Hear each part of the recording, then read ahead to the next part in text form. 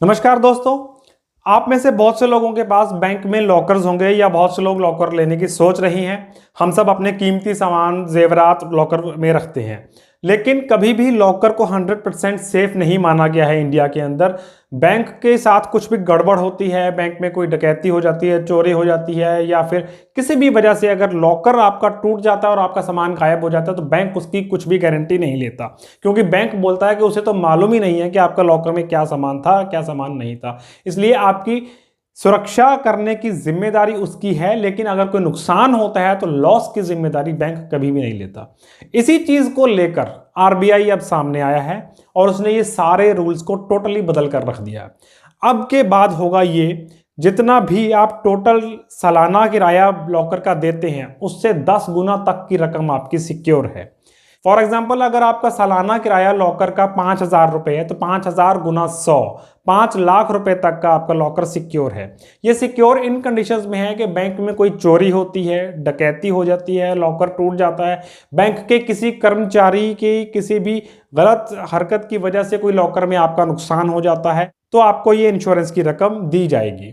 अगर कोई प्राकृतिक आपदा आती है, जैसे कि अर्थक्वेक है, कोई फ्लड है, उस कंडीशन में लॉकर डैमेज हो जाता है, आपको आपका सामान नहीं मिल पाता, तब ये इंश्योरेंस काम नहीं करती। लेकिन अगर कंस्ट्रक्शन फॉल्ट की वजह से बैंक की बिल्डिंग गिर जाती है, लॉकर में पड़ा हुआ सारा सामान डैमेज हो जाता है, तो ये इंश्योरेंस काम करती है।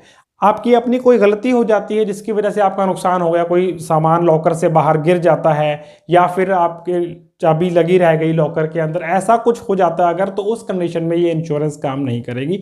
सिर्फ बैंक की गलती हो, बैंक में कोई चोरी या डकैती हो जाए, लॉकर में से आपका सामान गायब हो जाए, तो बैंक आपको आपकी सालाना जो किराया है उससे 10 गुना तक का क्लेम देगा। ये आरबीआई की नई रूलिंग्स हैं और इसके लिए कागजी कार्रवाई शुरू करने की बैंकों को हिदायत दे दी गई है। इसलिए हो सकता है बैंक से आपको कोई कॉल या एसएमएस आए कि नया एग्रीमेंट फॉर्म आप साइन करिए लॉकर के रिगार्डिंग। बैंक्स को यह भी हिदायत दी गई है कि जो पुराने कस्टमर्स हैं जिनका लॉकर रेंट देने का रिकॉर्ड बहुत अच्छा है, उनसे जो लॉकर के अगेंस्ट एफडी है वो रखनी जरूरी ना की जाए।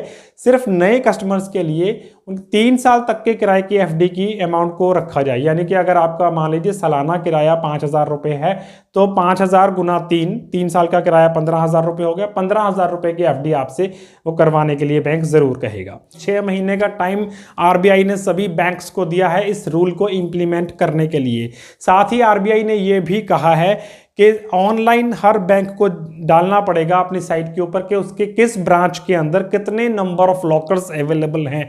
आमतौर पर हम बैंक में जाते हैं, बैंक वाले बोल देते हैं लॉकर अवेलेबल नहीं है। कई बैंक्स ने ब्रांच के बाहर लिख के लगाया हुआ है कि यहाँ लॉकर्स अवेलेबल हैं। लेकिन इन सब चीज़ों से छुटकारा पाने के लिए अब आप उसकी साइट पर जाकर वहाँ नंबर ऑफ लॉकर्स और उसका रेंट सभी डिटेल्स चेक कर सकते हैं।